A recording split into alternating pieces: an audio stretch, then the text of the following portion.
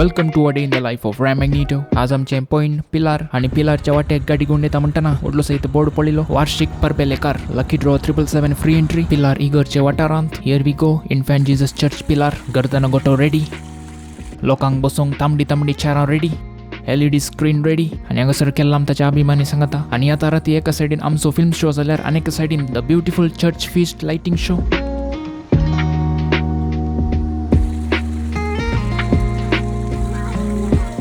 आणि हांगासर आमचे लकी ड्रॉ सोडून युवा जाणा तांची लकी ड्रॉ विचार पडल्यान.